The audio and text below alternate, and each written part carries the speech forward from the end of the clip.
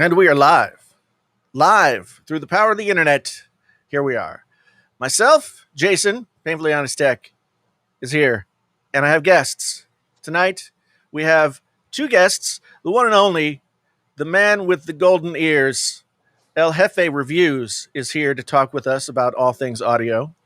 And then, of course, the man, the myth, the legend, the captain of Team Apple, the man about tech, back again for a command performance, Mr. Viper.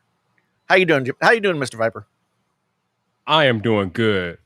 I had to come invade the podcast tonight because we are talking about something that happened this week that is life changing, and because it's life changing, I have to be here to talk about it with you, Jason. So what's up? How we doing? I am doing okay. I mean, busy week already. It's only Tuesday. It feels like Thursday. For an Apple event that was somewhat uneventful, there's still a lot to talk about. Hey, my mom's here. Hey. My mom popping in on the Facebook. Hey, Mom, how you doing? Thanks for stopping in. Good to see you. Hope you're having a good day. Hope it's not it's like 90,000 degrees here in Iowa. Is it hot in Chicago, Mr. Viper? Yes. I'm almost 90 degrees out here. Yeah, we went from like 50 degrees to 90 something degrees, like just boom, like that. Terrible. But I got the AC on. It might be causing some noise in my microphone, but I don't care. Nah, it's clean, man. Sounds good. Good. So yeah, we've got all kinds of crazy stuff going on. First off, I want to thank you guys for stopping in and having this conversation with me. Wait. You missed something, Jason. You missed something. What did I miss? You got to ask Jeff how you doing, man. Oh yeah, Jeff, how are you doing? I'm sorry. I mean, oh no, it's all good, man. I asked you when you came into this, so how's it going? I'm having a great day, man. I'm like, I was telling Viper, man, I'm juiced. I'm having a good day. The XM4s came out, got my order in. Jaybird just dropped the Vista 2, so those just came out as well. Apple Lossless. I've been playing with Apple Lossless and Spatial Audio all day long. Man, I've been having a good day, man. You know, just in between my work calls and taking care of work business. And then as soon as I was done with the Zoom call, I popped the headphones on and went right back into it. So you guys know, man, it's been lit over here, man. It's for audio guy, it's been fun today. Yeah, I got a couple of little care packages from iFi Audio yesterday. Nice. And so the Zen DAC, the new Zen DAC that they've got, as well as their I can never remember the names, but anyway, like Neo, right? The Neo, yeah, the Neo is a really. I had never he's like, I can send you the Neo and I can send you the new Zen DAC, and I'm like, yeah, that's cool. And then I went to put the link in my video, and the Neo is like $700. Yeah, I was like, what? So I was like, oh, holy crap! No wonder it sounded so good. Yeah. The Zendak V2 is great. I got that one myself a couple of weeks ago. Yeah. And for most people, that'll be more than enough. Oh yeah. People. Yeah. Yeah. I mean, the Neo is probably overkill for most people. Just the level of ins and outs that it has, all the stuff that you can do with it is probably more than most people need. But yeah, I plugged in the Hi-Fi Man HE4XX. And I have never heard I don't think I've ever tried to use those on something that drove them appropriately. Right. And I was like, oh, this is nice. Yeah. You give those planners enough power, man. It's like, you can listen to them, Viper. You can listen to some planner headphones and you can hear them. You can get enough volume out of them. But when you drive them with a really good amp, it just it fills out the sound so much more. It becomes so much richer that you're like, what the hell was I doing before? Yeah, I know. And the funny thing about those magnetic headphones is they never seem to get loud. You know, they don't blare at you if you go past a certain point with the volume, because they just, I guess because of the way that they work, they just kind of do their thing. And it's funny to be fully back into audio world now and having the arguments. Yeah. and people are like, oh man, can't you can't hear the difference between 96 and 192. You can't hear 44.1 versus 96. I was sitting there bye Mom, good to see you. I was sitting there switching back and forth with the lossless stuff with that, and I was like, oh, I can hear it. And I was trying to describe to people like what the difference is between like the higher bit rates and the higher sample rates and like the lossy MP3 stuff yesterday. And the best way that I could describe it is that you can hear like more air. Yeah. It sounds like the sounds themselves don't seem like they change, but it just gets fuller, and there's just more like three-dimensional space in the sound. It's hard to describe, but when you've got a great pair of headphones on and you've got something that's driving really well and you switch back and forth, like you can hear it for sure. Yeah. For sure. Yeah. The AirPods Max, I'm sure Viper was hearing this because I know he was up late last night listening to all his favorite tunes.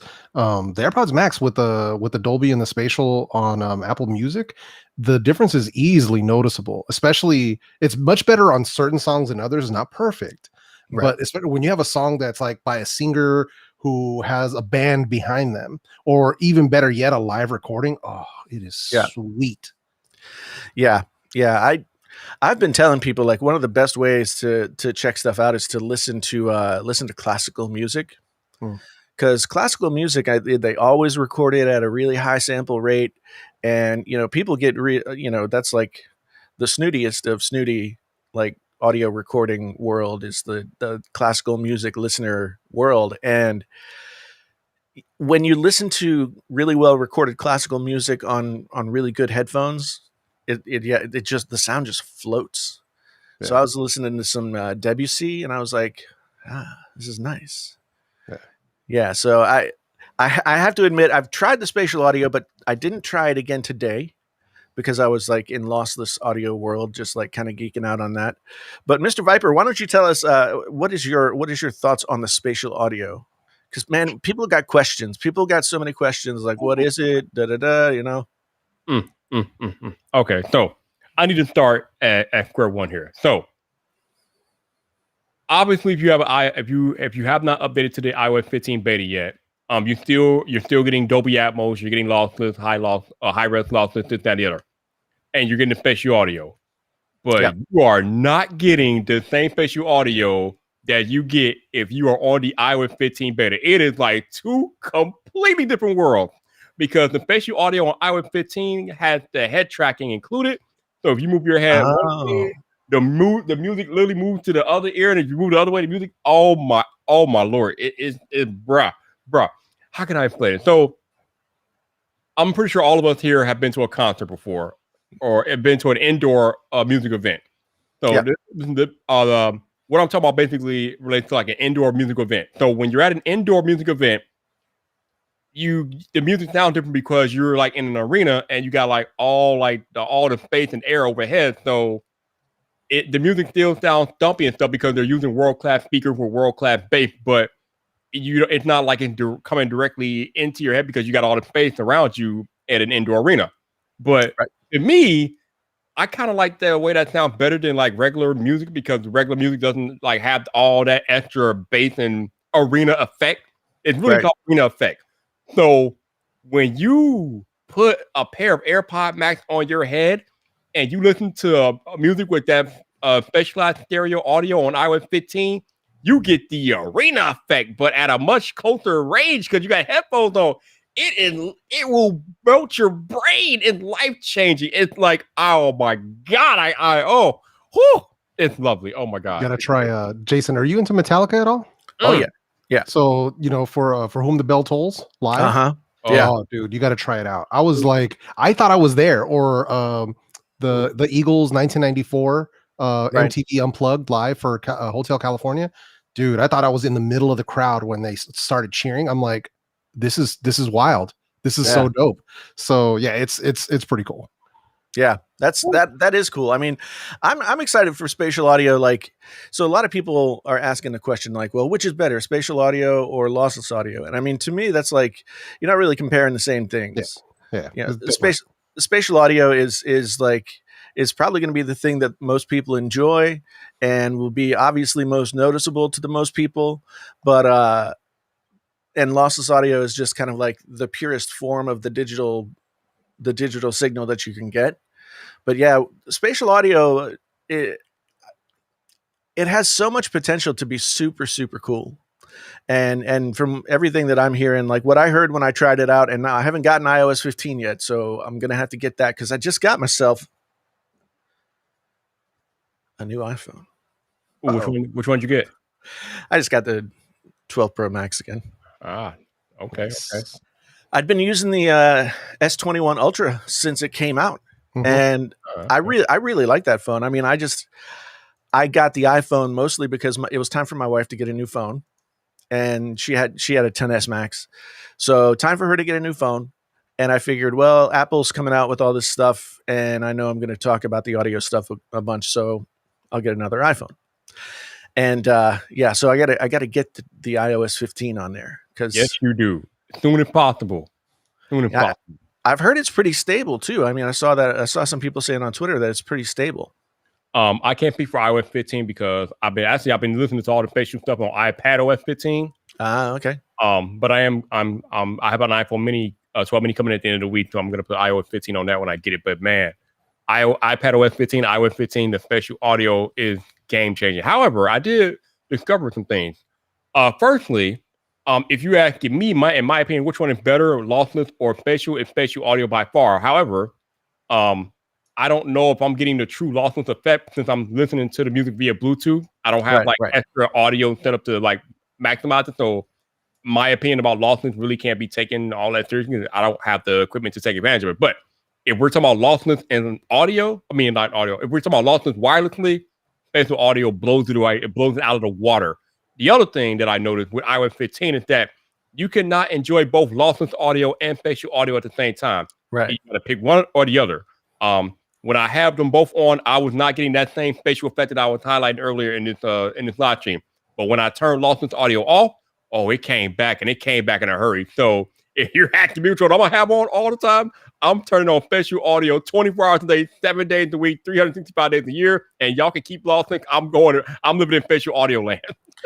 Yeah, which I mean, I can't blame you. Like I said, it sounds like a really cool thing. For me, like one of the things that I've been making these videos about what it is, because to me this is a big deal. Like lossless audio and like 360 audio and stuff. That stuff has been around for a while, but it hasn't really been a big deal. Nobody's really made a big show of it.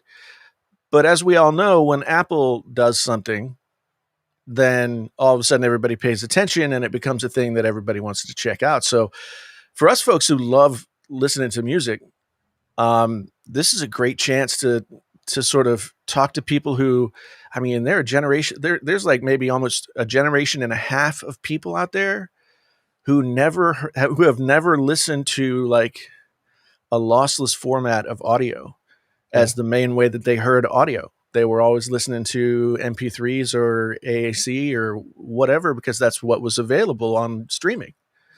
So now there's all these people out there and they're like, it's like, welcome to the great giant rabbit hole of like high quality audio. It's gonna be a lot of fun, but people have a lot of questions like the Bluetooth thing. I remember when me and you and Andrew Edwards were on the show, we were talking about, well, can you hear the lossless audio if you plug in the cable that's available for the AirPods Pro? And it's like, you can hear a better quality, but the AirPods Pro still do a conversion inside of the headphones. So it's still, as I read it on Apple's website, all of the AirPods are only designed to accept a Bluetooth signal. And since they're only designed to do a Bluetooth signal, they can only do lossy audio. They have to convert it to something like, so you can listen to a lossless audio file, but by the time it gets through the Bluetooth headphones, it's converted down to something not quite as good. Mm-hmm. And somebody asked me in a comment today, they're like, oh, I feel like it sounds better. Is it possible that it sounds better? And I'm like, I don't know. I haven't tried it, honestly. So what do you think, Viper? You've tried both. Yeah, I mean, like I said, I am not an audiophile, so maybe I'm not the best person to ask about lossless audio. But Mac Weinbach says that even with lossless over Bluetooth, it sounds a little bit better than normal Bluetooth audio. So there might be something to that. Yeah. But I'm gonna have to try it out because I mean I'm kind of regretting that I sold my AirPods Max now. I was about that. So you don't have any set of AirPods Max? All you? I don't have any AirPods Max at the moment right now, unfortunately. But I did notice that they had them at Best Buy when I was there earlier today. So I might have to get another set just so once. I mean, I didn't know that Apple was going to do all this stuff with Apple Music, and so I had no idea. Get them back, Jason. Get them back. Caught me by surprise. Trust me, caught me by surprise. I was like, "What? Really?" So that's what I was doing today. Was setting up a playlist on Apple Music so that I could really because that way I can A/B it against Amazon HD. Yeah. So that's the other cool thing. Apple actually has a Spatial Audio Dolby Atmos playlist that you can use to like test it out. Like it's kind of cool. Yep. See, I was looking for that today, and I didn't see anything. But then again, like it's there. Yeah, it's kind of one of those things where it's kind of hard to find things on a lot of these music services because they're using their algorithm to show you what they think you want to see most of the time. Yeah. And so it just kind of I didn't see it, but I did go to so some people were saying to me in comments that some of the lossless stuff is still like 24-bit 48 kilohertz files, which is lossless. It's just not like the highest level of sample rate that you can get to, right? And so they're like, what's going on? And what I think is happening at this point is that Apple probably went to and grabbed all of the stuff that they already had that was in Apple Music available as a lossless file, right? Because most of the time when you submit stuff to a streaming service, you have to send them a lossless file and they convert it down to whatever. And so I think because like the Beatles were lossless already, and some of it was high res lossless and some of it was just lossless. And I wasn't sure what the difference was between high res lossless and lossless is, so but I did find out from somebody in the comments that the easiest way, because I was using the little 3-button hamburger thing and going over to get info to see what the bit rate and stuff was. But somebody told me that when you go to the song that you're listening to and you double click on the lossless logo, it will tell you exactly what sample rate and bit rate it is. Yeah. Because in the settings you can choose lossless or high res lossless. So yeah, it can, if you double click the badge, it'll let you know too. Yeah, and that's I didn't know that was a thing until after I'd made my video. But it's an easy way to check because I'm just really curious how they're implementing this stuff. Like spatial audio, that will take some time because people, either Apple themselves or the folks who are in charge of the music has to like sign off on it and get it converted and all that stuff, I would imagine. But lossless, they should have a good amount of stuff already available for them. Okay, Jason, you still have a pair of AirPods Pro though, right? I do, although it's still the set that my dog chewed the case and it they connect sometimes, and so they sound fine once I get them connected. So I'm gonna try that out later on tonight. I was gonna try it later this afternoon, but ended up like busy. We are on live. Check out the private chat, Jason. Pull out your iPhone, go to that website, get the beta on there, Jason, so we can go to work. Let's go. The people need to know how you feel on air, Jason, on air. Man, it will take me a while. Well, my AirPods Pro are like up in the house in the bedroom. So I'll do a live like YouTube short or something when I first hear it. But I will get the beta on there too. Right now my phone's almost dead. I just taped my MagSafe charger to my giant console here that I built for myself. So I'm charging up at this moment. So there was a lot of discussion on Twitter yesterday about how spatial audio works, what it works with, this, that, and the other. So according to Andrew Edwards, spatial audio should work with any headphones, apparently. However, the special soft spatial audio that has the head tracking stuff included, apparently that only works with AirPods Pro and AirPods Max. So Correct. If you want the absolute best spatial audio experience, you got to have AirPods Pro or AirPods Max, preferably the AirPods Max. Because oh my god, man, y'all don't understand. Y'all don't understand, man. Y'all don't understand. No, I think I will. Well, since Apple didn't release any hardware yesterday, I don't have to worry about spending money on my Apple Card for that. So I can go out and get another pair of AirPods Max. But yeah, it's a lot of people were asking too, because Apple confused a lot of people in the event yesterday, because they said at some point that spatial audio was only available on M1 Max or something like that. And finally, I had a stream yesterday, and we were going back and forth, and finally we figured out that it's the FaceTime audio, spatial audio. So whenever they were talking about that where people are like placed around the room in your ears, based on where they're sitting on the screen. So that's what needs the M1 chip. It needs the neural engine to create that space effect, I guess. So spatial audio, works on everything as long as you're on an Apple device. Mm-hmm. So a lot of people are asking me, can I get lossless audio? Can I get spatial audio on Android? I know the answer is no when it comes to spatial audio.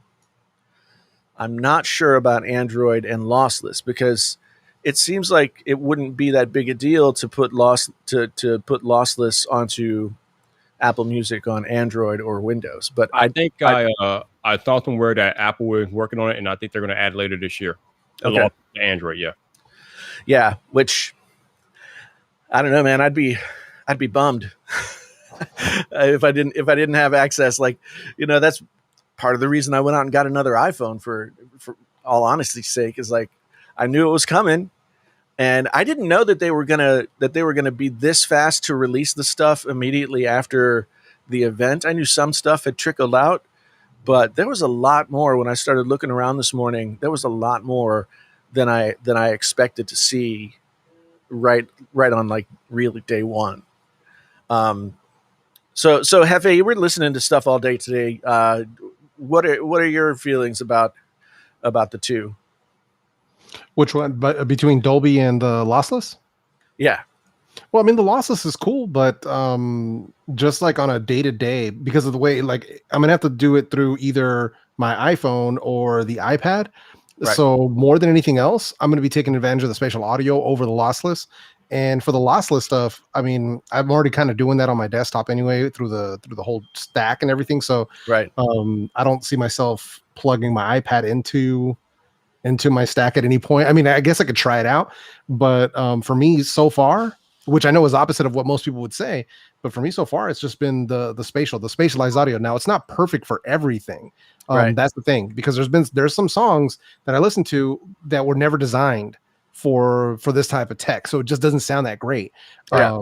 Where you kind of lose some of the audio, or you're losing some of the music in there because it just wasn't made for it. But other songs, like live music, like one of the ones I was listening to was there's some live performances, or at least live recordings of like Mark Broussard and Chris Stapleton that are just magnificent with spatial audio. Like you feel like you're standing where the microphone is and he's singing in front of you and the band's playing around you. Like that to me is dope. That's a new experience that I'm like, okay, this is what I'm here for. Like that's what I wanted.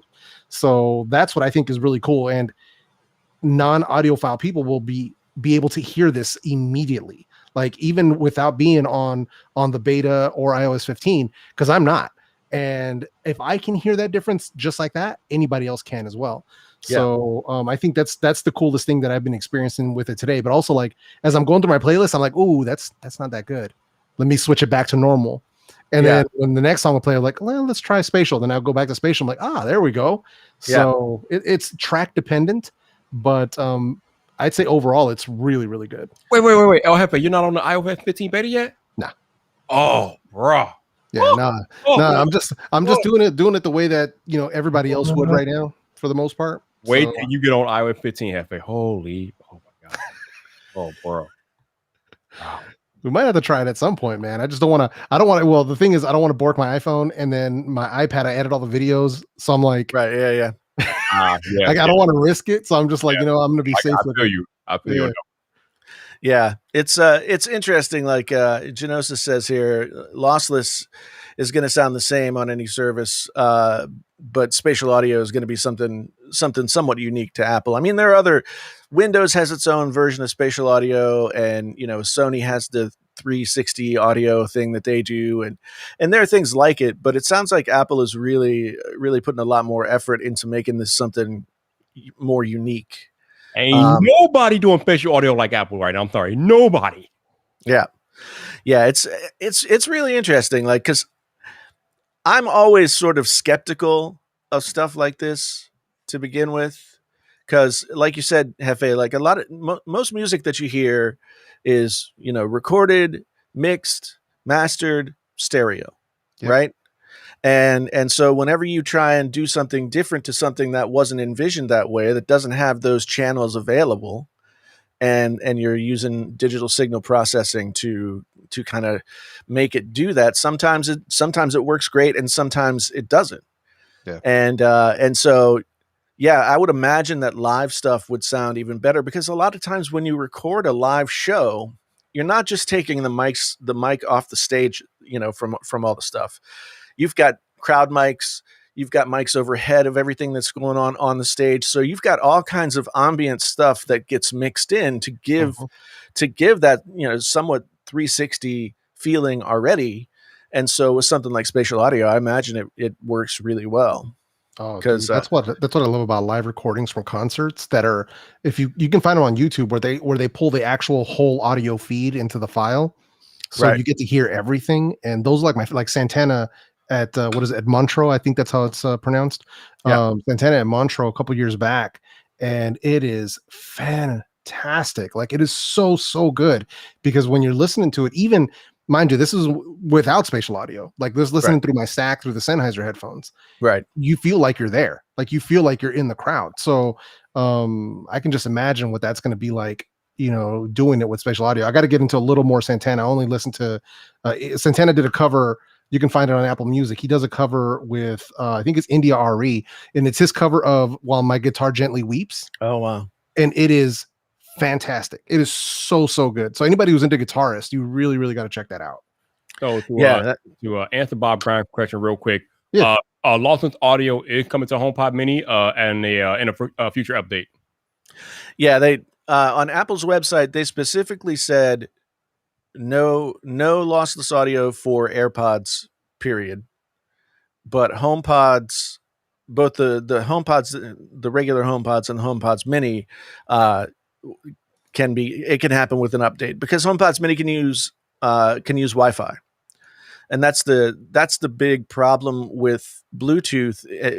Bluetooth just doesn't have the bandwidth to accept the amount of information that's coming to play back a lossless file. Even if it's a lossless file that's compressed like a FLAC or something like that, it doesn't have the ability to pull that in and then reproduce it once it gets into the headphones. So unfortunately, I mean, that's the one thing. I saw somebody asked earlier in the chat if this makes AirPods Max worth it now. Yeah. And well, I thought they were worth it before. Well, sort of worth it, but actually, go ahead, Jason. Well, I react to it two different ways. One, I mean, if spatial audio ends up like sticking and it becomes a thing that Apple really sticks with and works on, and people really enjoy it, then yeah, I would say it adds value to the AirPods Max for sure. However, my initial thought when I heard that the AirPods weren't going to be able to play lossless audio was, if I had spent $550 on a pair of headphones, and then like 3 or 4 months later I find out that they can't do the new like best sounding coolest thing, depending on how you feel about lossless audio. I mean, but to me, like if my $550 headphones can't reproduce that lossless sound, then I'm mad, right? So you could look at it either way, I guess. I think that the average person is going to really enjoy spatial audio, and the person who wants to hear lossless audio probably has other options besides AirPods Max anyway to get into the lossless world. But there are some people out there, and this is what excites me. Again, there are some people out there who maybe didn't even know that lossless was a thing. You know, they're music fans. They want to improve their listening experience. They want to learn and like grow their listening experience. So they want to hear what lossless audio is all about. And it was never available to them before. And now Apple's just giving it to you for free, basically.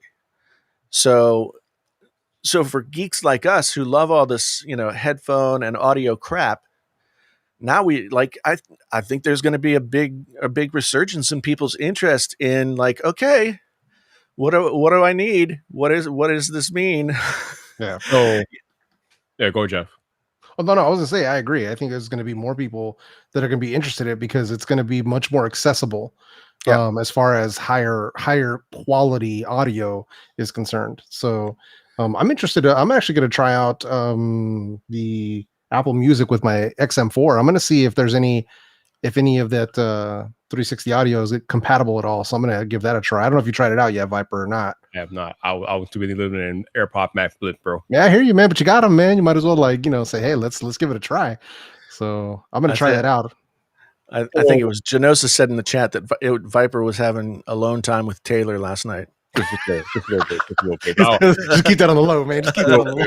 I was listening to all the songs though, but here's the thing: like when I think it was 2 or 3 weeks ago, me, Jason, and Andrew were here, and we were having a discussion about which would be more important, spatial audio or lossless audio, and I think we were making a point that it sucks that the AirPod and Apple's headphones in general can't take advantage of lossless audio, but that's why Apple kind of like put that, they kind of hid that in the marketing, but they made spatial audio the headline because they realized that the most amount of people will be able to benefit from spatial audio right off the bat. And holy Lord, after having experienced spatial audio by itself, Apple knows what they're doing, because the average Joe who's not the audiophile, who won't really appreciate lossless audio without the additional equipment, will definitely feel and hear that's the thing. It's not just hearing the difference from spatial audio. You feel the difference from spatial audio. Right, and once you experience that as the regular everyday Joe who's just accustomed to listening to music normally, you will never listen to music the same again after you hit that spatial audio. If that spatial audio hits you in the chest, bro, you will know what's going on. Yeah, I think you're right, and I think that it's great. Like I hope that people really do find it to, like, if they're AirPods or like somebody was saying the discontinued HomePods are going to get lossless spatial audio, lossless audio, all this kind of stuff. Like I still don't get the discontinuation of the HomePods. I mean, to me, they were probably in the top 2 of, like, I still think the Sonos Play ones are a little bit better sound quality wise for my taste than the original HomePods. The original HomePods were a little fuller, a little more bassy. And the HomePods Mini are great. I don't get me wrong, but when they said now the HomePods Mini can be your surround sound system, I was like, yeah, so can the regular HomePods, and they sound amazing. So as good as the HomePods Mini sound, they're not going to come close to what the original HomePods could do in that setting. So to me, I can't, there must be some reason why. And it's probably because not enough people were buying them, but I think that the HomePods, the OG HomePods are going to become like highly sought after discontinued pieces of Apple gear, because, you know, they discontinued them not too long after they brought that surround sound feature into the software. And I think if they would have stuck with that for a while, they could have convinced a lot of people to just buy 2 HomePods and use that as their sound bar. And it does a really good job of like faking Atmos. No joke. So yeah, and now with this new listening experience that people can get into, however it's going to be implemented on HomePods, it's going to sound good on a HomePods Mini, but it's not going to sound as good. Yeah, apparently, even though the HomePods are discontinued and you can't really get them on Apple's website, apparently if you look hard enough online, you can still find the original HomePods in some places. Well, I looked on, so I've got the two that I picked up to try out the surround sound, and when I heard they were being discontinued, I was like, oh, I'm going to hold on to these until until the price goes up. And I went on Swappa yesterday because Swappa sells like Apple stuff and Sonos stuff, like audio stuff as well. And somebody was selling a pair of HomePods for $310 a piece, which, wow, I was like, okay, yeah, quite proud of those. yeah, it's like, but I don't know. I just went out and got the Sonos Arc, the Atmos soundbar that Sonos put out last year. I had not seen it in person, and they just happened to have it at Best Buy. And I was like, well, I mean, I really want to hear how this does against. So right now, this is gratuitous, but I have my 2 tower speakers and a subwoofer set up, along with the Sonos, and I still have the HomePod set up. So I can like go back and forth. Not easily, but I can go back and forth and listen to all 3 and see like which one sounds best. And I was listening to the Sonos last night, and to me, what really makes or breaks the sound system for home theater is music performance.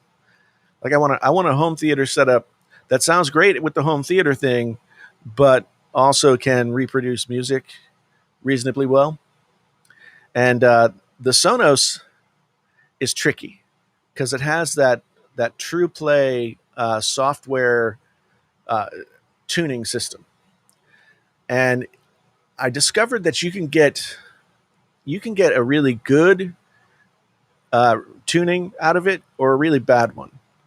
And when I went to listen to music last night, I was like, wow, this sounds like pushed to the right, and it just sounds really weird. And why does it? So, but then I did the True Play thing again, and it sounded great.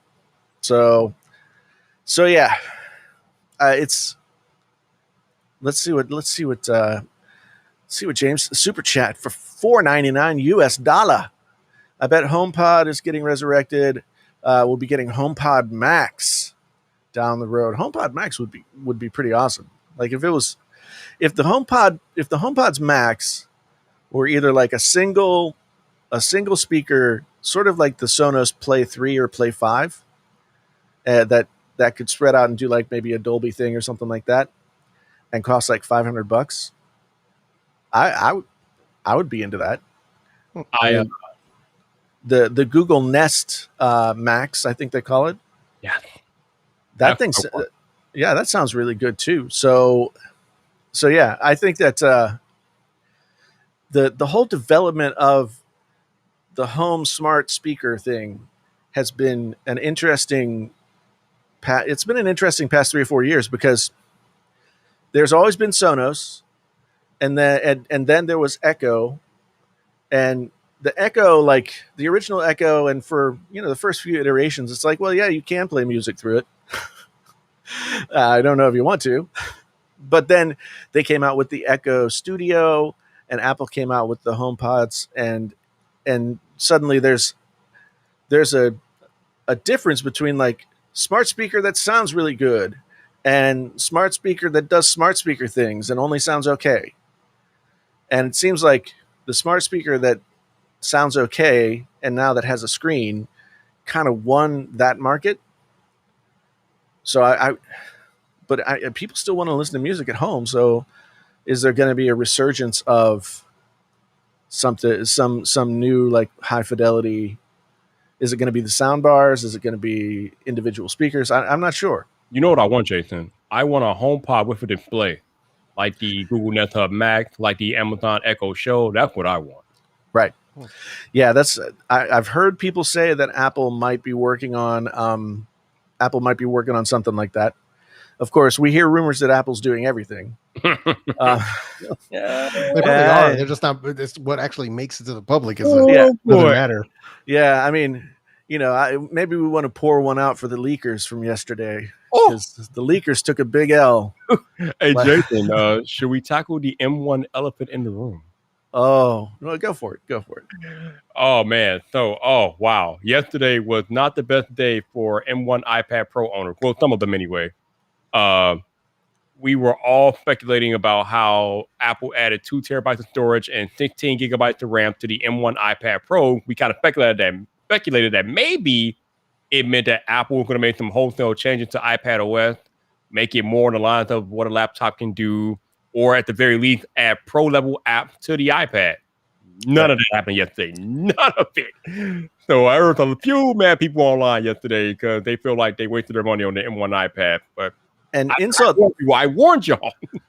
Insult to injury is that, so now they've got 8 or 16 gigabytes of RAM in the iPad Pros, right? Developers can only access up to 5 gigabytes of RAM. So they didn't say yesterday, we're unlocking the other 10 gigabytes of RAM or 11 gigabytes of RAM, I guess, or whatever. So they didn't say that. So is iPad OS 15 still locked to 5 gigabytes for the developers to use, making a 16 gigabyte version of an iPad like the stupidest thing ever to exist? I can't tell you how many people were like, I'm selling it. I've sold it already. I'm getting rid of it. And then there were people who were saying, well, you shouldn't buy it when you don't know if it's going to be. The thing is, when the iPad comes out and it's pre-order day, it's like ride or die. You've got to either pre-order it or wait until like the end of summer to get one, right? So I don't blame the people who really wanted like a super powerful iPad for buying it on launch day and all that kind of stuff. I don't blame them for that. And nor do I blame them for being super pissed off that they still don't have their machine can't take advantage of all the hardware that it has under the hood. Yes. But what do we always say, Jason? I'm pretty sure all of us on this panel have said this at one point or another in our tech career. Yeah. You always tell people you don't buy a device for what you think it might do down the road. You buy a device for what it does today. Yeah, I know. It's a good point. I mean, Hefe, you use your iPad to do video editing. So what are your thoughts on the potential for this much more powerful iPad? I mean, I thought it would have been kind of cool if they would have done something like that. But, with me, like I got my new one and I'm not really worried about not having been unlocked or any of those pro apps coming or anything like that. I'm not really worried about that because when I got it, there was a specific reason. When I got my 11, I actually wanted a 12.9. So, but they weren't available, at least not at the price that I was willing to pay for them. Right. So I was like, you know what? To hell with it. I'm just going to go ahead and once the new one comes out, I want to go ahead and just get the bigger version because I'm doing all the editing. So I'm like, all right, this will be much better. And it is. Editing on a 12.9 versus an 11-inch. Yes. It definitely makes a difference and it's much, much, much easier. But for me, I'm good with it because much like Viper says, that's something that I've taken to heart ever since I really started, being a part of the tech community. One of the things that really stuck with me that I heard early on, I'm not sure who was saying it, but it was years ago when they were saying the same thing. Don't buy tech for what it can be or what its potential is. Buy it for what it is now. Buy it for what it can do for you right now. And that's why I got this one, because of what it does for me production wise. And I'm like, all right, yeah, this is exactly what I need. I want more room so that I can do what I need to do with it. And that's totally fine. Not only that, I'm enjoying the higher transfer speeds. Right. So when I'm taking files and moving them from the hard drive onto the iPad back and forth, doing that stuff, having the larger storage because my 2018 was a 256. Right. So, I stepped it up to the 1 terabyte so that I had plenty of space to hold all the files and assets and stuff that I wanted to keep on hand. Because I like to keep plenty of B-roll. So if I decide I want to up and shoot a versus video or a top 5, I can bring all that B-roll onto the iPad and then do what I got to do with it and not have to worry about space limitations. Yeah. So for me, I'm totally good with it. That's why people were like, "Oh yeah, you're gonna be returning it." I'm like, nah, because I bought it for my reasons. So Jeff, which one did you get? the what do you call it? The 1 terabyte, 12.9. You get the beast. Okay, nice. Yeah, but it's one of the things where I wanted the space. So could I have stuck with? Could I have gotten a 2020 or a 2018 12.9? Sure, absolutely, and I would have been fine. So, but it was just one of the things where I was like, you know what? If I'm going to do it, I'm just going to do it and kind of go for it, and I'm not going to sweat it. And the beauty of it is, for a lot of people, they're not in the same position that we are in. Where, for me, in literally in 1 month, this thing is paid for itself. For the production work that I do with it, it's paid for itself already. So the videos that I put out since I got it, I'd say I'd probably need maybe one more video, and I'm already going to be good to go with it. I'm already going to have broken even based on what those videos are producing for me on the other end. Yeah. Ooh. Yeah. And to me, like, the iPad has always been kind of a weird device because it was always like way more powerful than what most people could possibly do with it. And so I've got a 2018 12.9 with 256 hard drive in it. And I've never, I don't think I've ever pushed it to any kind of limit. But I'm watching like YouTube videos and doing some email, some writing, some, just, I don't, there's nothing that I would be doing. And I have edited on it before as well. And just, it wasn't with the workflow that I was used to. So but I could definitely see the potential for it, which is kind of like, I think I would have considered it more if we got Final Cut, because then even if we get like a somewhat hobbled version of Final Cut, at least I'm like totally familiar with that. Yeah. And so I can just pull in all the stuff that I already paid for Final Cut, all the different little doodads and things like that, and just pull all that in and then have the iPad ready to go. So I could film and then sit on the couch and edit and, do whatever. So I was thinking about it, but I mean, this is the thing that sometimes happens with Apple is they get super stubborn about something. And like, they've come out and said there will never be Mac OS on an iPad. And yet at the same time, they come out with an iPad that's basically a Mac. Yeah. So it's kind of funny because when the iPad Pro was first announced earlier this year, I wanted the 1 terabyte one because I wanted the 10 gigabytes of RAM, but life got in the way, so I wasn't able to order one. So then yesterday, WWDC comes and it goes, and nothing happened to the iPad, but I still almost went through the process of ordering one, but I was going to order a 256 gigabyte one because I'm like, all right, now we know we don't need the big one because they're not doing anything with it. So I figured I would just order one anyway. But then I was about to hit the complete order button, but then I was like, Viper, what are you going to do with the 2021 iPad Pro that you can't do or do differently from the 2020 iPad Pro that you have right next to you? So I thought for a minute, and I told myself, I am absolutely going to do nothing differently on the 2021 iPad. So I tabled it. Or you can find somebody who's super angry and trying to get rid of theirs. Yeah, man, this is the perfect time to go back to Best Buy and find an open box. That's right. I'm the king of open box, so I'm ready. I'm waiting. But the thing for me is, and this is my problem. I mean, it's granted, it's not really a bad problem, but it is kind of a weird situation. All of the new Macs are exactly the same. The new iMac is exactly the same as the Mac Mini. And the price difference between the one that you would buy is like, well, the one that most people would buy is $1,500 versus $800. Actually, let me real quick, Jason, because there's a little controversy with that. So you got the iMac, the 24-inch iMac that just came out, and then you got the M1 MacBook Air or the M1 MacBook Pro. Now, there's been some chatter online that people are seeing less performance on the iMac as opposed to the MacBook Air or the MacBook Pro. I don't know what's going on with that, but people are saying that the laptop run better than the desktop. See, that's interesting. Like, I did watch Greg's video where he had the base model, and he discovered that the base model had one fewer fan, and it was built somewhat somewhat considerably different than the other two models.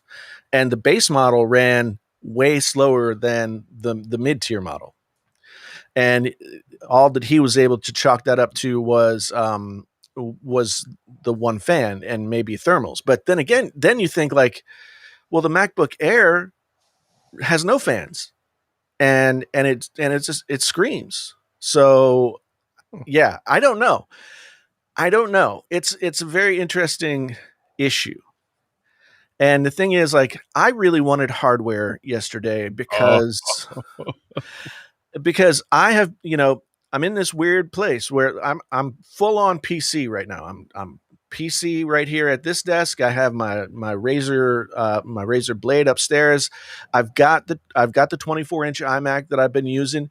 It is a fantastic computer, but it's blue, and do I want to keep that, knowing that I could either trade it and get like a Mac Mini and use whatever monitors I want, or get another MacBook or whatever. The problem that I ran into the last time with the MacBooks was I wanted to have 3 monitors, and you can only have 2. That being like the monitor that's there, and then another monitor. So I just ran into issues trying to do all the stuff that I wanted to do with my setup. And now it's kind of like I said on Twitter yesterday that it's kind of like it was kind of like Groundhog Day. Tim Cook is going to pop his head up, and if he sees his shadow, we get I don't know how it was, 6 more weeks of winter or 6 or whatever, so Tim Cook popped his head up yesterday. He didn't see his shadow. We got no hardware, and it's going to be like 4 or 5 months until we do. Viper warned all of you all about this hardware thing. Everybody was talking about hardware. Last year I fell for this too, but I learned my lesson last year. It is a software event. If we get hardware, fine, but more often than not, we're not getting hardware. Although I think somebody had looked up some stat that 9 out of the last 16 WWDC, there was some type of hardware unveiled. So that's kind of odd. Yeah. But yeah. I saw Andrew had that information on Twitter. I saw that, and it's true. And usually it's not like a flagship piece of hardware, right? And the only reason that I thought there was the possibility we might see a significant piece of hardware is because they're in the middle of this transition, right? And this transition, right now, we're almost a year into it, and we haven't seen a professional grade Mac yet. The other thing. So I was just thinking, like, okay, this gets us to at least one professional grade model. They could fill out the rest through the end of the year, and then the transition's complete. I mean, really, they only have 3 more computers that they need to unveil. They've got, well, I mean, if they do a 14-inch and a 16-inch MacBook Pro, then that's 4. But let's just say they replace the 16-inch MacBook Pro with a M1 version, and then an iMac. I think it's either going to be 30 or 32-inch iMac. iMac Pro. And, yeah. Well, I don't even know. I guess they probably could call it iMac Pro, but they got that, and then they got the Mac Pros. I mean, what the hell are they going to do with the Mac Pros?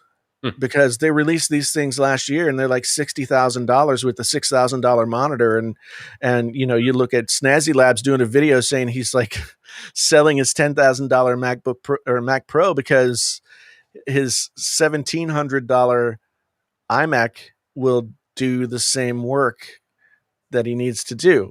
So it's like, and Justine said the same thing when the MacBooks came out. She has like a $50,000 Mac Pro. And the MacBook Air was like holding its own with it. So it's at one side, it's very impressive. Apple's been able to do this, and holy crap, how's this possible, right? On the other side, there's all kinds of people, like with the AirPods Max, like with the Mac Pros, who are like, man, I just bought a house to get these things. And now you're putting out like something that costs as much as a cheap Windows laptop. And I can do all that work there. I don't like it. Here's the other thing about why we didn't get any hardware yesterday. since the pandemic has started, it has forced Apple to like kind of change the way they like present these products. So you all have noticed that there have been a lot more Apple events lately because they're pre-recorded, they're pre-produced. So if Apple can put out one of these pre-produced events anytime they want, there is no need to try to smash hardware into a WWDC software presentation when they could put out a pre-recorded event announcing hardware anytime they want. Like and further to that point, if they were to do, or if they do a pre-recorded event, it highlights the hardware and only the hardware, and it doesn't take away from the software that they're announcing as well. So, Apple stays with the current way they're doing events, like for the foreseeable future, we might not ever get hardware again in WWDC because there's just no need if they could produce a pre-recorder event. Yeah, and I think last year might have skewed our expectations, because last year we got the announcement for Big Sur and the M1 chips, and the developer boxes were going to be available and everything. So I think that was like the announcement of the new operating system, the announcement of the new chip architecture, I think felt like a new product, even though we didn't get the machines until later in the fall. So that might have skewed people's expectations as well. I think the 2018 iMac Pro was a WWDC release, if I remember correctly. I feel like the 2020 iMac Pro came out in like March of last year or something like that. But you might be right. You might be right. I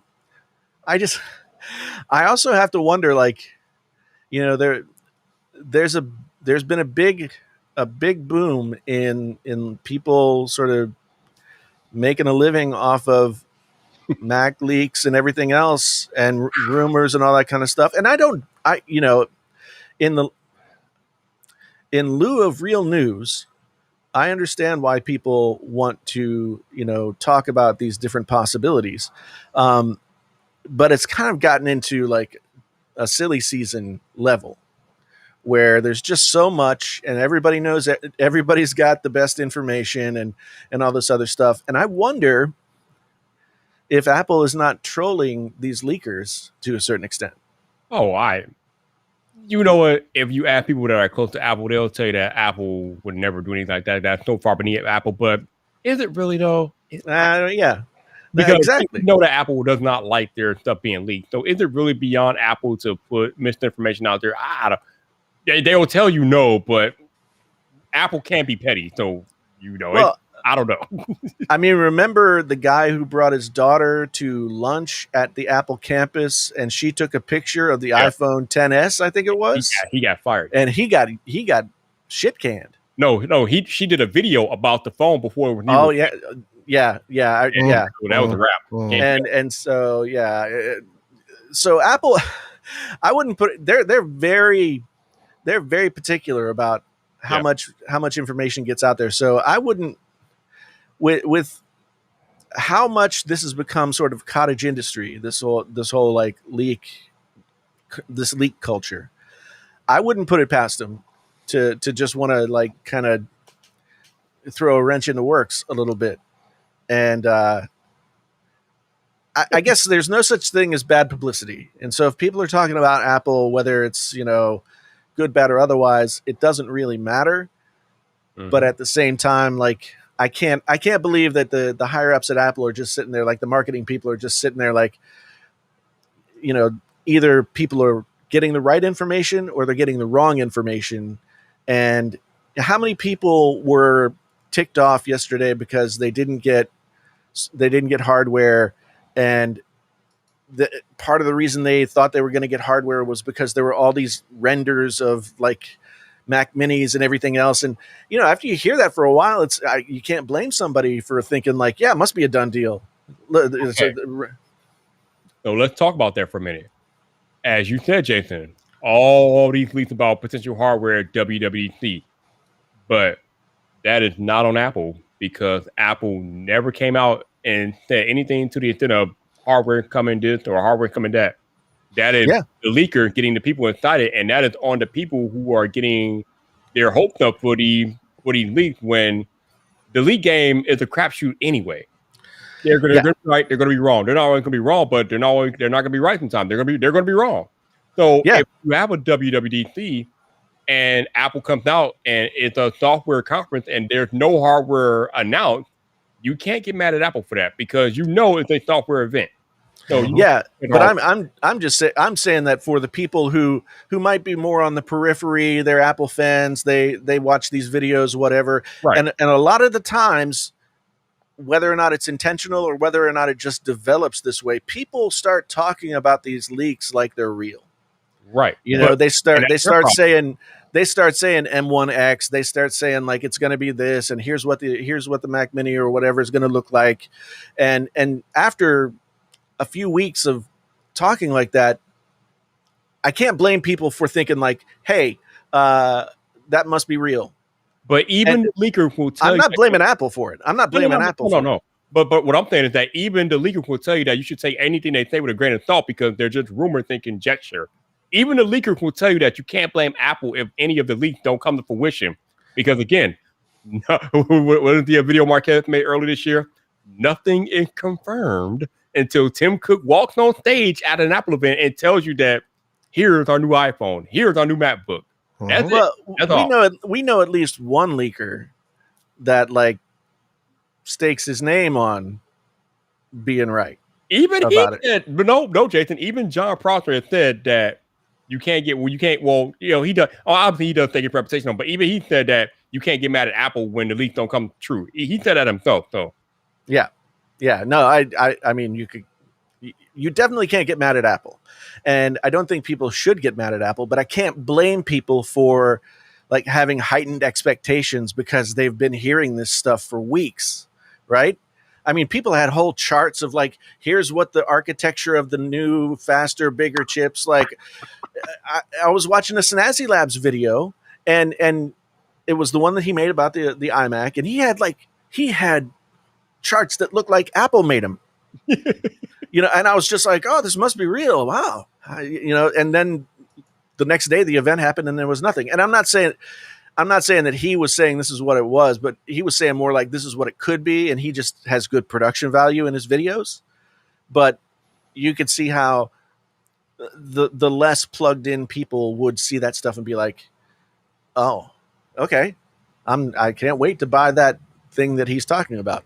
Yeah. So I don't know. It's not, it is what it is. I would love to see people sort of start to lean back on content that doesn't require like mass speculation. Yeah. There's a lot going on. There's a lot going on around that beyond just Apple. I mean, there's speculative content happening everywhere now. Right. Yeah. So that's something where I'm like, I've personally tried to avoid it as long as possible. But at this point, from what I'm seeing developing in the space that I'm in, it's something that I basically had to dip my toes into like I did on Sunday, but I did it in a live stream form. Like I haven't put out just a specific video for it, but it's something that I had to do because I was getting so many requests from my audience, like, hey, what do you think of the Sony XM4 buds that are coming out? And finally we had gotten that leaked commercial. So I was like, all right, I've got enough information that I can actually work with something concrete because this actually came from Sony. So I can say it now and put some bass in my voice because there's something to this now. So yeah. I think a lot of times what ends up happening is, it's all like a lot of it ends up being like circus sideshow kind of thing. And that's what gets YouTube clicks. And I get it because we all chase YouTube clicks to whatever extent. Mm-hmm. But yeah, I would love to see more. I want the old front page tech back. That's what I want. I want Funny John making fun of everything. Yeah. I'm not just singling out John here. There are lots and lots of people who are doing this across many, many different fields, right?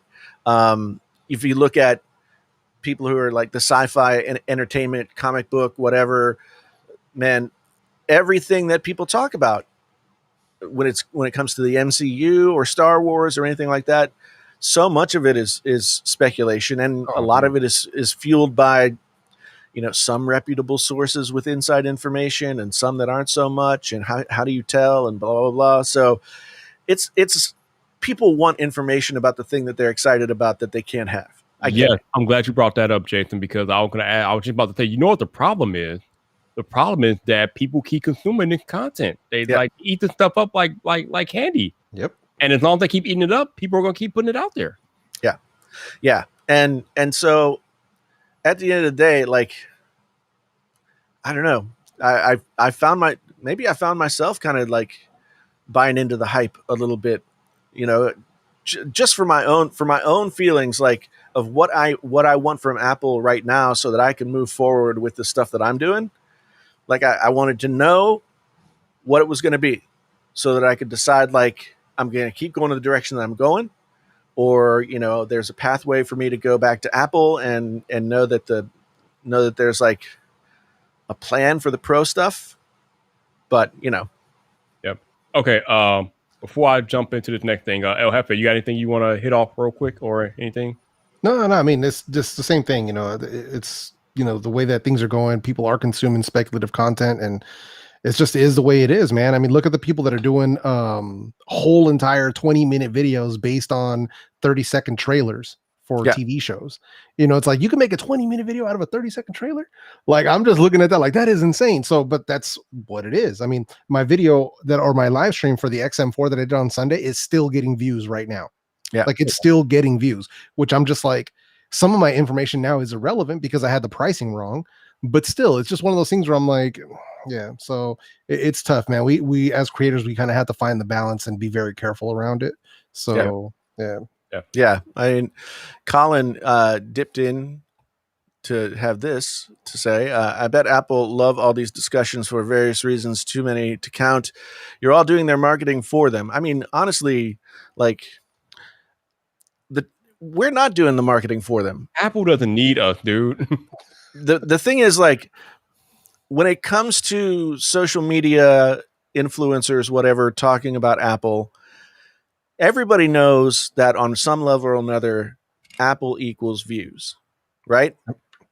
And that's not a product of like me talking about Apple or any of us talking about Apple. Like, we're trying to hitch a ride on that gravy train just like everybody else. And it's because Apple is so good at marketing, and they have built a company that is like mythological in stature, and people follow every move that they make with like crazy levels of interest. They literally call it a cult.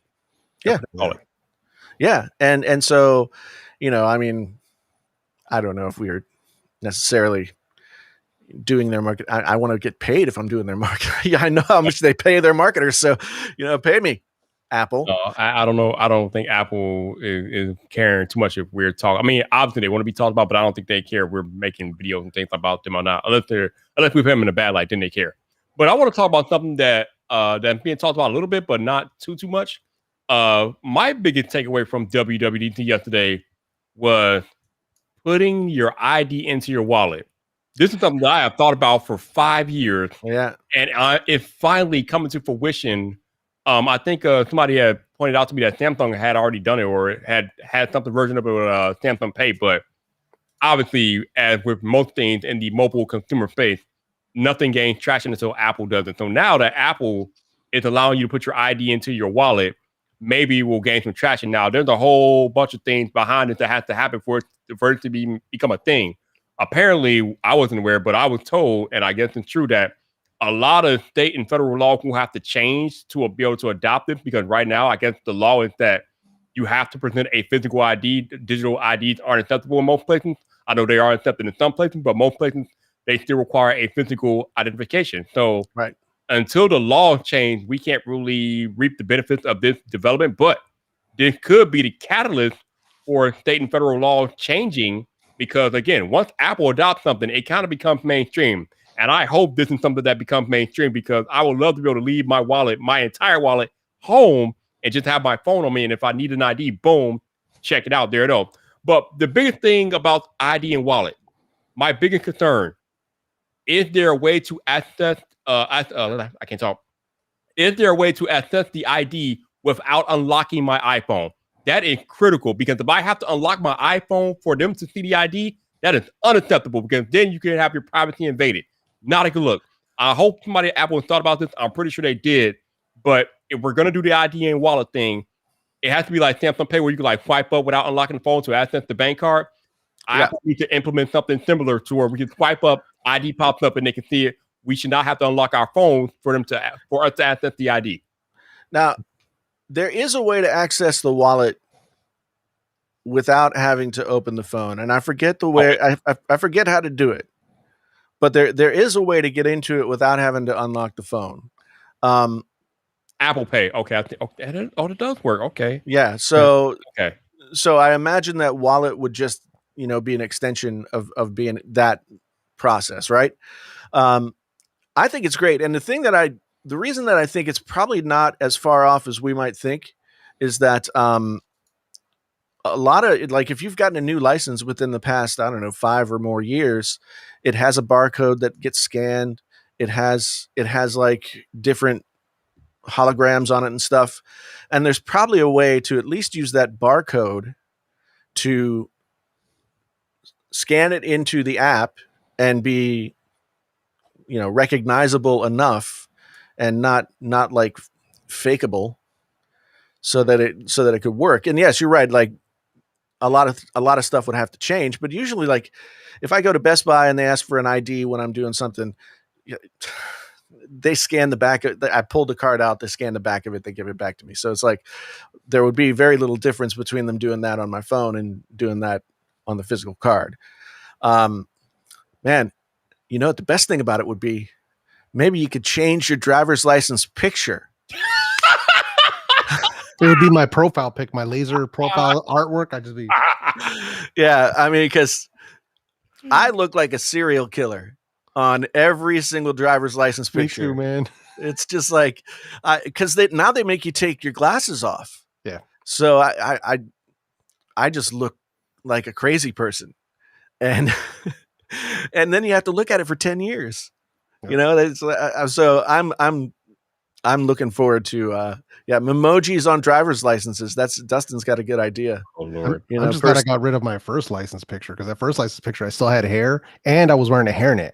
So I looked like I was fresh out. Like I was fresh out of jail. That's what I looked like. So I'm glad when I was updated that picture, I went a different route. Fresh out. So they just took Hefe's driver's license picture as they were releasing him from jail. Yeah, because it was my picture from when I was like 17 or something. Oh, so, man, yeah. I've got my driver's license picture from when I was 17. I think I've got it. I've got a photo of it on Facebook or something. I'll have to find it. But I wore a trench coat, black t-shirt, dark blue trench coat. Classic. I had like big swoopy hair, but then like mullet style long hair down the back. I looked like any mother's worst nightmare. It's like, have my dates here? Oh my God. Who's that crazy hillbilly that you just doesn't know what the hairnet was about. The hairnet was, so I had a full head of hair at one point in my life, and at that point I used to have to I would put a lot of gel in it because my hair was naturally wavy, so I had to put a lot of gel in it to slick it back, and the hairnet was there to keep it in place while it hardened. And then I would take the hairnet off and my hair would be stuck in place. Like it would be fully slicked back all day. But if I didn't do the hairnet, then the gel would just my hair would just go naturally to its wavy ways, which I wasn't into. So that's why, but you see it a lot. Like it's an old Latino Mexican trope where you would see, Latino gangbangers with hairnets on. That's partly why. Half hair, y'all. Half hair. Woo! And so I always thought it was, kind of like, so back in the old days, women would wear like hairnets to bed because they didn't want to get their like they'd been to the beauty parlor or whatever, and they didn't want to get their hair messed up. So I thought it was partially that, like it was protecting the dew. But I also assumed it was like a fashion thing. Nah, not for me, man. I took it off as soon as I could. So yeah, it was it just didn't work, man. So for a lot of the guys back in the day, they would wear pomade or like 3 flowers. That stuff would work for their hair, but for mine it was too long and it would my hair would just fall. So Yeah. My friend used to call me, one of my best friends used to call me Mushroom Head because I grew my hair out long, like probably about as long as it is now, but I had like really curly hair, and so it would just like poof out. But once it got long enough, it would like have enough weight to sort of fall down on itself. And now here's the thing that a lot of people probably don't know: when you get old, the texture of your hair changes entirely. Like when it starts to go gray, your gray hair texture is way different than the texture of your hair before it went gray. And so my hair is like not nearly as curly as it was, and it's just really weird, but it's also easier to deal with, so I'll take it. So Michael Pepper brings up a good point. He said, what if your phone died? Hopefully there will be some type of low power mode where you can still be able to access the ID. Hopefully they'll have something in place to deter against that. But I'm still gonna keep my Ridge wallet, man. Shout out to Ridge Wallet, ridgewallet.com/Viper. So, so I've got the Ridge wallet too, as well. Not Ridge wallet too, but as well. But the one thing that I don't go out very often, so I don't carry. It doesn't matter, right? But the one thing that bugs me about the Ridge wallet that I've never figured out is like if I have to get a card that's not on either side of the Ridge wallet, I have to take out all the cards. Yep. And that's annoying. Yeah. Because then it's like, and then you try to put the whole stack back in, and it's like 5 minutes. You're trying to like open it up and get the stack in there. This teaches you to limit the amount of cards you carry, though. I only carry 4 in my Ridge wallet. No, the thing is, you put the most important card on either end. So, well, yeah, that's the thing. I usually have my license on one side and my bank card on the other side. But if one of those gets shuffled in, then I got to everything's got to come out.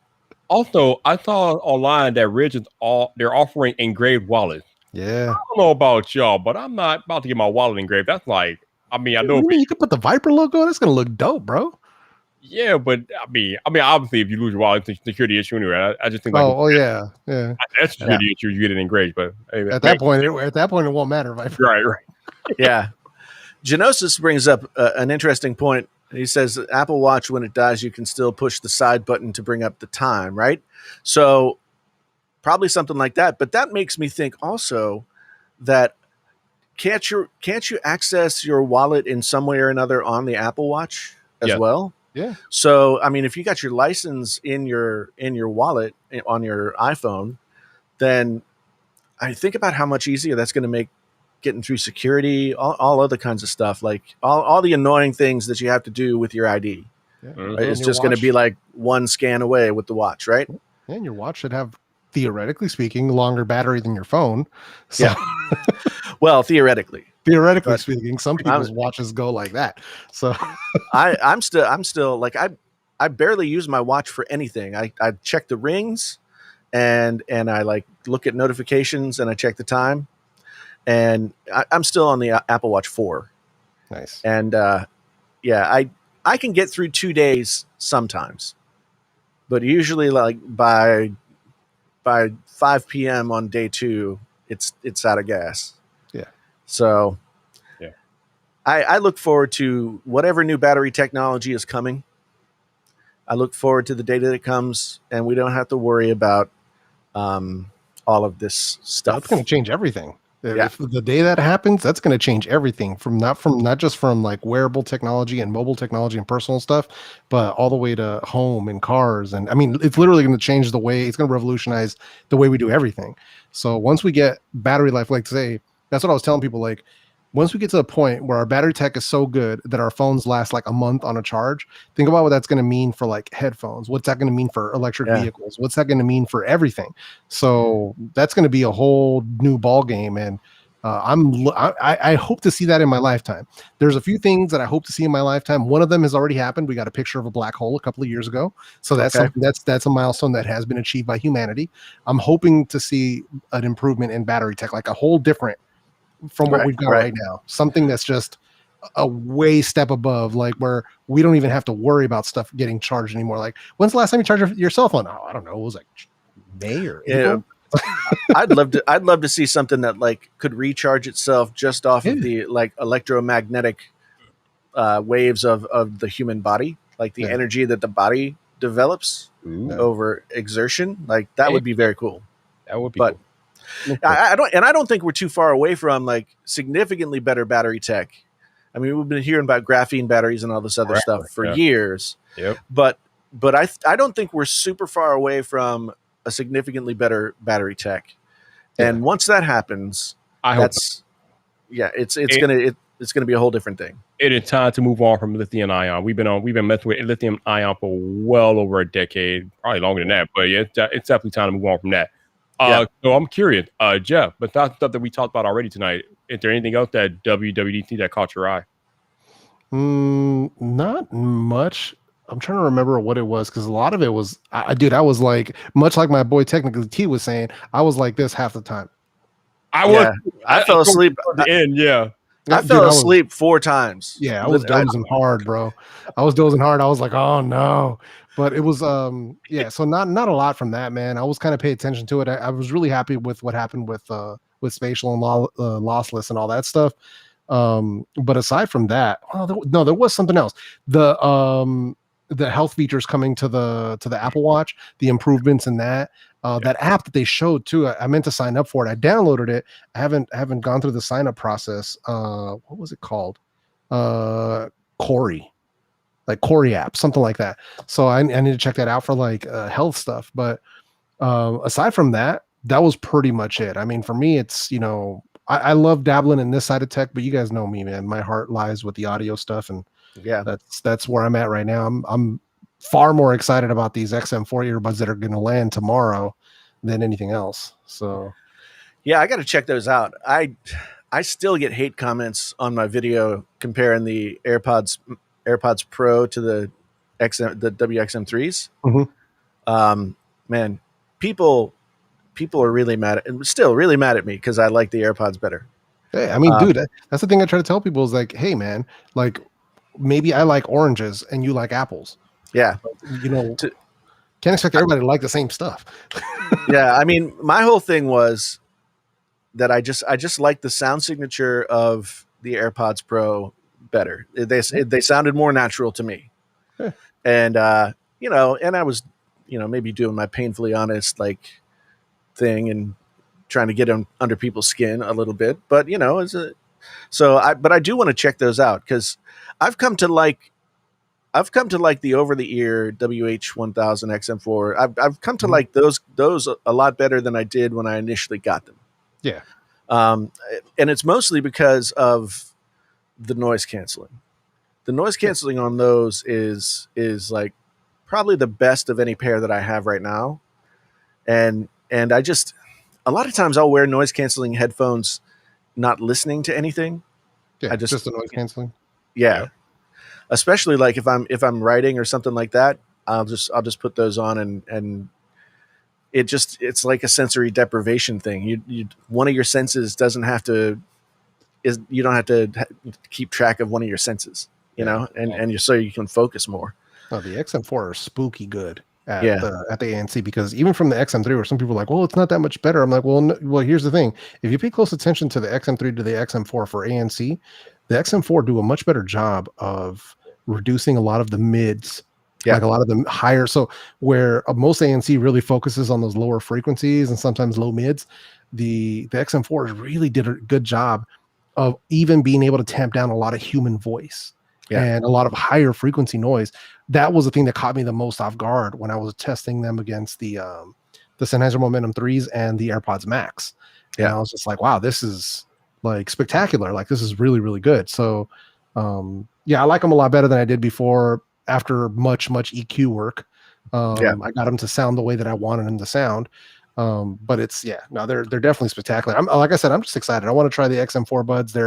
Everybody's been talking about how they're going to be the new king and all this. And I'm like, well, we're about to find out, man. I'm going to put them up against, their own stuff. I'm going to put them up against a lot of the newcomers that are hitting the market. So we'll see. Yeah. They're doing all the testing, all of it. Hell yeah.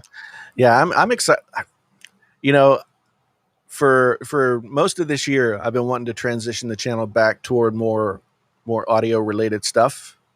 And like this Apple lossless and spatial audio thing just kind of happened and gave me the perfect opportunity to like not have to totally switch gears. Like I'm still talking about Apple, I'm still talking about mobile stuff. I'm still like, it's a lot of stuff that I still talk about, but I can like sort of turn and focus in that other direction. And I'm really psyched to get back into the whole thing of like, now I get to spend some time with DAX, which I didn't really do all that much when I was focused more on audio. And I want to get more into like home audio that you can get into and really enjoy, something like lossless audio or spatial audio, and maybe not have to spend 10 grand, but still have a great experience from it, you know? So it's a like, I just, before we started the stream, my video that I put out today, #1, baby. Nice. I got the confetti. Nice. The confetti of joy. I heard that. Yeah. Yeah. And I mean, it's been a weird year. The confetti's been few and far between for me. I mean, the stuff still does okay, but it's just kind of like the days of like home runs seem to be over. Yeah. I mean, YouTube just feels different now. It just feels way different. So, but then again, it's not that time. Yeah, we're not in the season right now. We're kind of in the mid range. I mean, Viper knows what time it is. It's about to start, baby. Well, we just had WWDC. Samsung probably gonna have an unpacked event coming up soon, and then we're gonna be right back at the iPhone keynote, and there we go. Jason, yeah. Anything else that we haven't talked about tonight that caught your eye at WWDC? There were a couple of things. One thing about the FaceTime stuff that I thought was pretty cool was the ability to like do the share play thing, and get on FaceTime with family or friends or whatever, and watch the same thing at the same time. Like, I know that that's been done in other ways through at other places, but I think that's a really cool feature that hopefully works the way that it should. And I mean, I got so many friends that like I would love to watch a basketball or football game or something like that with, and there's no way to do it, right? You can text back and forth, but if they're watching DirecTV in New York City and you're watching the streaming thing, like, you're not in sync. So something happens with them, and that happens at a different time. And so I'm excited to be able to share stuff with folks that I can't be close to. So the share play thing is one big deal. And then the other thing that jumped out at me, and maybe didn't jump out to anybody else, was the digital legacy feature. Being able to designate someone as the executor of your digital estate. Because I know people who have had tons of trouble with social media and Apple, and getting into people's Apple accounts when someone passes away or something like that. So being able to designate somebody to be your digital executor, to me, that's, now that so much of our lives is digital, it's no longer, you're going to be going through the attic at your parents' house finding all of the important papers, right? You're going to be going through their digital wallets. You're going to be going through like all of their bank stuff, or whatever. And having somebody be able to get into that stuff and recover the things that they need to take care of your estate, but also like if you're somebody who creates stuff, so much of that stuff is digital now. It would suck to like have that stuff just be locked away behind a password because you couldn't designate somebody to be the person who could get it, right? Yeah.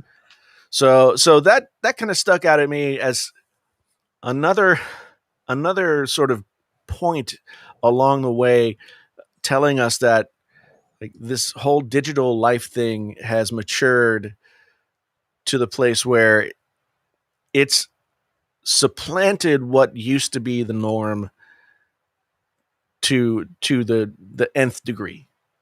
The normal life is gone. And I think that COVID pushed us in that direction much more quickly than we might have gotten in the past. Like, I don't think Apple would announce like digital legacy feature before, like maybe eventually, but it seemed like it was going to happen eventually. But it seems like it happened quicker now because, I mean, we just went through something real intense. Yeah. So, but yeah, I mean, other than that, there was a lot of cool stuff, but to me, it was not an event that I felt like I should have spent 2 hours watching. Yeah. I mean, I'm with you, Jason. I fell asleep towards the end. Yeah, Heavens, man. Now, Hey, speaking fellas, I'm gonna have to bail real quick because it is past dinner time here, so I have to. Yeah, the wife you calls can and I go. gotta go. yeah, But I think we're gonna duck out too because I only ate a little bit before we got started too. So, you know, I've been keeping the streams, Viper, to an hour and a half. Oh, okay. There you Yeah, go. I mean, I don't know what it is, but I've got it down to a science. I mean, Nice. 90 minutes is still a long time, but yeah, Yeah. that's good. That's what I try to keep my streams to, is 90 minutes. yeah, So, yeah. you burn out your voice after that. Yeah. Yeah. And then, you know, I used to be, when we did like 3 and 4 hour streams on Tuesday nights, Wednesday was always just a waste for me. I was just too tired. You want to talk about a win, Jason? When I used to do 8-hour streams on Fridays, not Saturday was done. Okay, I didn't have a time. I was there for a lot of those long streams. I know. You are. We've got the screenshots of Viper sleeping on the stream. We've got the screenshots. We know where the skeletons Oh, are. the good old days. The good old days. Yeah, it's like it would end up being like 4 a.m. and it would just be me and Roberto talking, and Viper's asleep on the couch. Well, I appreciate you having me on, man. Yeah, man. Yeah. You guys, thanks for coming on. Everybody who's here checking out the stream, thank you for being here. Anybody who's watching after the fact, thank you for watching after the fact. Much appreciated. Once again, Viper, El Jefe, you got to go check these guys out. If you're not already subscribed to them on the YouTubes, then go do it. Otherwise, you can find them on the Twitters and probably all other social medias. El Jefe. Yep. What's the best way for people to contact you?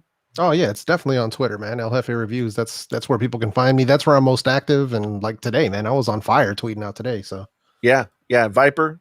If people want to hit you up, what's Twitter? Twitter, obviously. They know the procedures. Hit my Twitter. That's right. That's right. All right, folks. You guys have been awesome. Once again, my name is Jason, sometimes known as the JTL. This has been the Painfully Honest. Well, let's just call it the Painfully Honest podcast. Well, we'll just call it that.